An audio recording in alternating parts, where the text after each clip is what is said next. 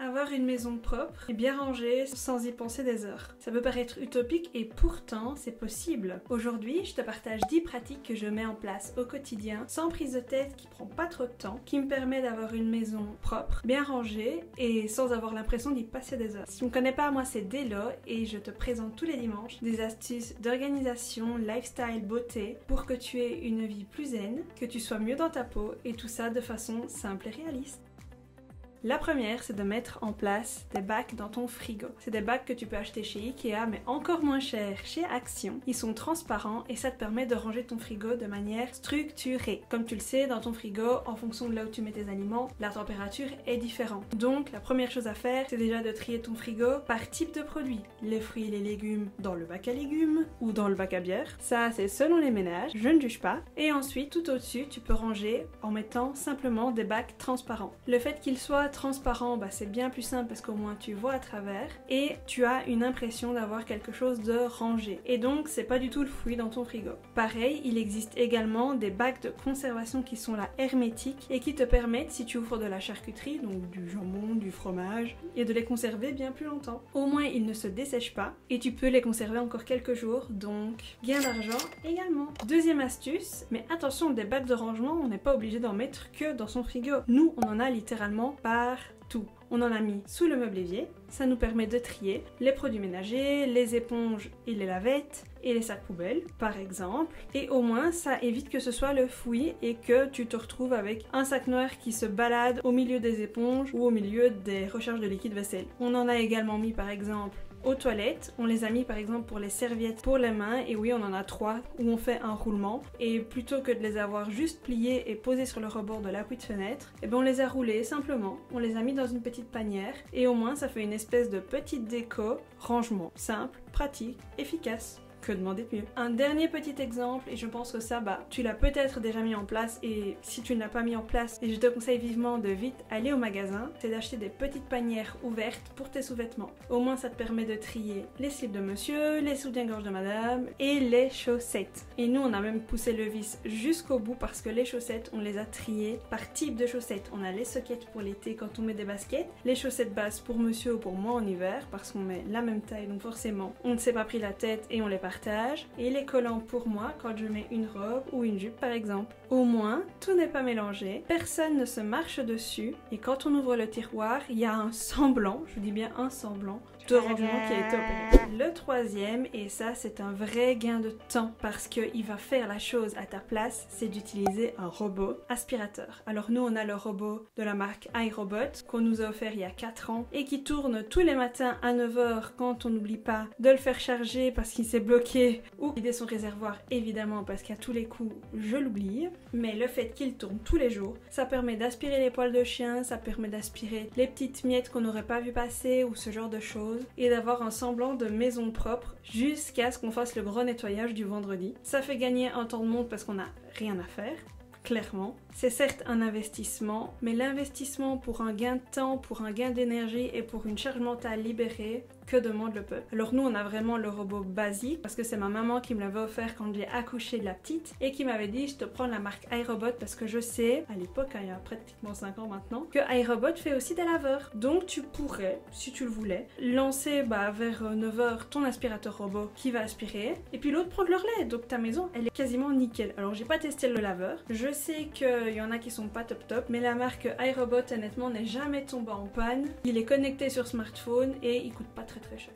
Bon, et puis parfois t'oublies de lancer ton aspirateur robot, ou alors tu l'as lancé mais bon, le goûter des enfants est passé ou alors le chien est passé derrière et tu dois quand même soit aspirer ta table, soit passer un petit coup derrière. Alors plutôt que de sortir ton gros aspirateur traîneau, moi ce que je conseille c'est d'avoir un aspirateur balai. Alors déjà parce que c'est plus léger, plus maniable, donc si tu veux faire tes escaliers, c'est quand même vachement plus simple que d'avoir ton gros tube avec la grosse machine derrière qui pend. Franchement, on le fait une fois, 2 fois, 3 fois et puis après on a mal au dos et on a la flemme. Et puis c'est plus rapide parce que c'est sur batterie, donc si la batterie tu sais qu'elle est chargée, hop, tu l'enlèves de son support, tu passes l'aspirateur et tu le reposes, c'est terminé. Alors le nôtre, il y a cette petite particularité en plus, c'est qu'il lave en même temps, c'est-à-dire qu'il suffit de remplir le réservoir d'eau, hop, je le clipse et je sais passer à l'eau. Alors c'est clairement pas la même chose que si on avait pris un torchon et une raclette, mais clairement ça fait le taf et ça ça dépanne. L'avantage c'est que quand des miettes sont passées ou quand je dois juste faire une petite retouche ou même quand j'ai des invités et que je vois que voilà, il y a des chips qui sont tombés ou des cacahuètes et que je ne veux pas que ça reste parce que je déteste ça, il me suffit hop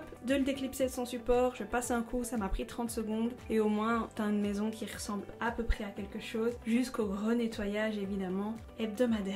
En plus, l'avantage que j'ai avec le mien, c'est que je peux le mettre en mode automatique, c'est-à-dire qu'en fonction des surfaces sur laquelle il va adapter plus ou moins sa puissance. Donc si je passe sur par exemple le tapis de l'entrée, il va augmenter sa puissance parce qu'il sent que c'est du tapis et que c'est un peu plus difficile et que le tapis reste nickel. Et il me dit aussi en fonction du mode, si c'est le mode éco ou le mode auto, combien de minutes j'ai, donc je sais à peu près quand est-ce que je dois faire recharger mon aspirateur et j'ai jamais de mauvaise blague. Après il y a plein de modèles sur le marché, moi je te mets le mien en barre d'infos. Mais voilà, chacun choisit le modèle qu'il veut. Le tout c'est d'avoir un modèle qui soit performant, qui tienne. Au niveau de la batterie, ça c'est super important. On l'a depuis un peu plus d'un an et la batterie est nickel. On n'a jamais eu de problème et pourtant on l'utilise plusieurs fois par jour. Mais c'est un peu comme dans tout, il y a à boire et à manger un peu partout dans toutes les marques et toutes les enseignes, donc n'hésite pas à te renseigner. Cinquième astuce, j'en ai parlé la semaine dernière, c'est un travail de fond mais qui te permet sur la durée de gagner du temps, c'est de trier et de désencombrer. Forcément, si tu arrives à faire du tri, si tu arrives à jeter, si tu arrives à ne pas garder des choses dont tu n'as pas besoin, c'est des choses en moins que tu vas dépoussiérer, c'est des choses en moins que tu vas devoir bouger quand tu vas aspirer aussi, et puis ça va te faire gagner du temps quand tu devras chercher quelque chose. Le nombre de fois où tu rentres dans une maison, il y a plein de bazar et la personne ne sait plus où elle l'a mis parce qu'elle pense que c'était au milieu de tel carton ou de telle armoire ou dans telle pièce, mais il y a tellement de trucs que tu ne sais pas jeter un rapide coup d'œil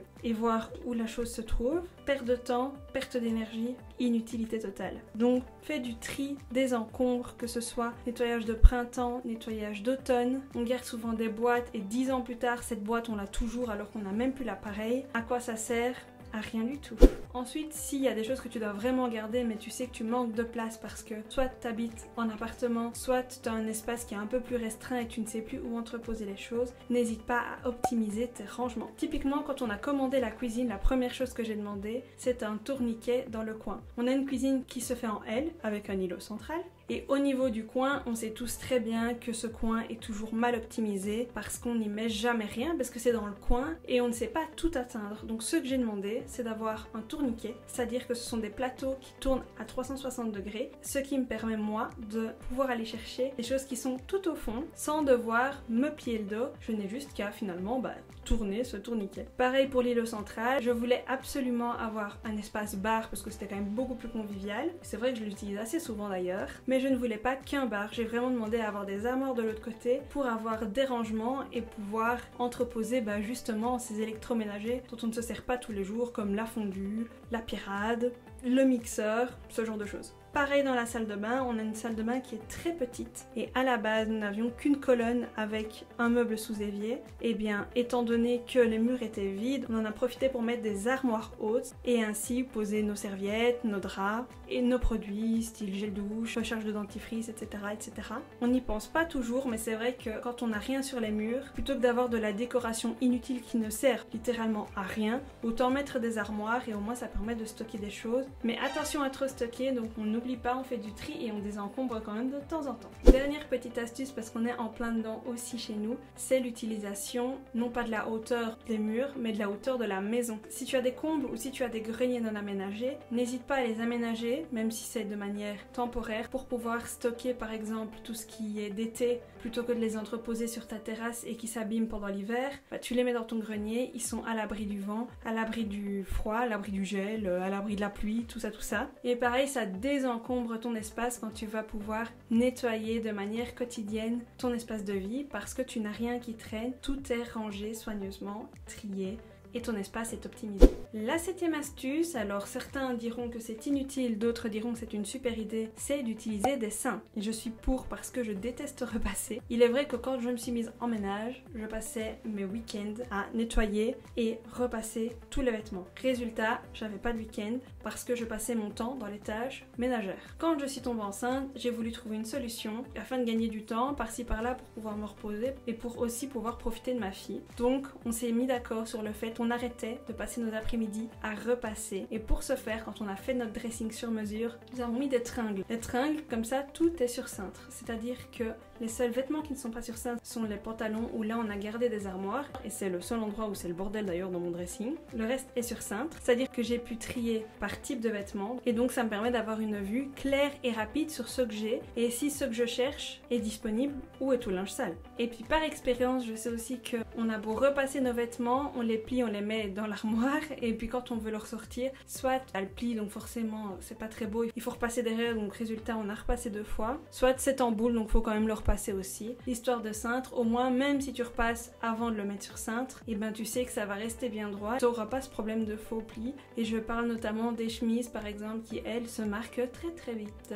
La 8e astuce, et là je vais parler plus de l'environnement dans lequel tu vas vivre, c'est d'éviter tout ce qui est coloris ou matière salissante. Alors on voit pour l'instant, ce qui est très à la mode, ce sont les canapés en espèce de peluche très blanc, très beige, très clair. Alors c'est super, mais quand on a des enfants ou quand on a des animaux, j'ose même pas imaginer la tête des propriétaires quand tu vas passer l'aspirateur, voire de passer la champouineuse dessus. Alors c'est vrai, nous on a un canapé qui est blanc, mais alors c'est du cuir, donc c'est beaucoup plus facile à entretenir parce qu'un coup de lavette humide et hop, on ne voit plus rien. Donc évidemment le tissu, c'est moins cher et c'est parfois très beau, mais alors on n'hésite pas à l'imperméabiliser dans ce cas-là. Comme ça, s'il y a des petits accidents de verre de vin, des amis, des enfants, des animaux ou que sais-je, eh bien on a moins la haine quand il est temps de le nettoyer quoi. Pareil pour les tapis, alors dans ma vie, chez mes parents, on a toujours eu un beau tapis dans le salon et pareil, on en a eu un, mais quand on voit que Scratou, notre petit chihuahua, perd énormément ses poils et que c'est quand même pas hyper hygiénique et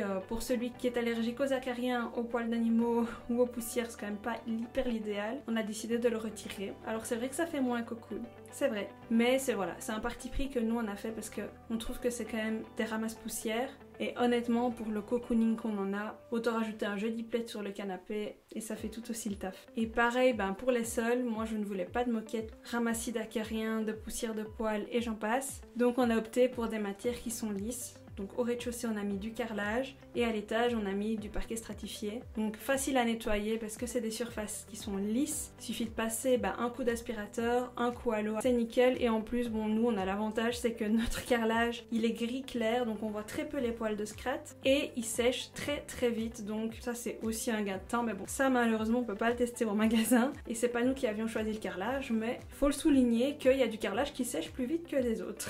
Et enfin la dernière astuce, j'en ai parlé tout à l'heure, c'est des bacs et parfois les bacs sont opaques ou sont refermés. Parfois aussi acheter des boîtes en carton chez Action qui coûtent pas très cher, mais le tout c'est de pouvoir étiqueter le nombre de boîtes que moi j'avais à la maison et je ne savais plus ce que ça contenait. Et c'est pareil par exemple pour les fardes avec les fameuses factures, les fameuses garanties. On ne sait plus à qui appartient quelle farde et ce que contient quelle farde. Donc faut pas hésiter à annoter, à étiqueter, ça fait gagner du temps et en plus ça permet de trier continuellement. Parce que quand on ouvre, on voit ce dont on a besoin, ce dont on n'a plus besoin. Et ça nous fait gagner du temps. Et alors, si tu ne sais pas comment étiqueter de manière efficace, moi j'ai acheté chez Action une petite étiqueteuse qui m'a coûté moins de 5 € je pense, qui permet vraiment de faire des étiquettes en plastique qui se collent. Et c'est pareil sur nos bacs à linge sale où on a 3 bacs clairs, couleur foncée. Et au moins, pour ne pas devoir chaque fois ouvrir quel bac pour savoir dans quoi est-ce qu'on doit ranger, parce qu'il est simplement répertorié la couleur du vêtement dans laquelle on doit mettre le linge et c'est bien plus facile. Et voilà, avec ces 10 petites astuces, je suis sûre que tu peux gagner un peu de temps en tout cas, l'optimiser, gagner en productivité et avoir moins de charge mentale. Si c'est le cas, n'hésite pas à me dire en commentaire s'il y a d'autres astuces, toi, rangement, optimisation, ménage qui te permet de gagner du temps. Moi, c'est celles qui me sont vraiment venues en tête parce que c'est celles que je mets en place au quotidien et qui réellement m'aident, donc je me suis dit pourquoi pas te les partager. Si la vidéo t'a plu, n'hésite pas à t'abonner, à mettre un j'aime et un commentaire, ça fait toujours plaisir. Et sur ce, moi je te fais de gros bisous, je te dis à dimanche prochain parce qu'avec Delo, c'est tous les dimanches à 10 h. Ciao ciao!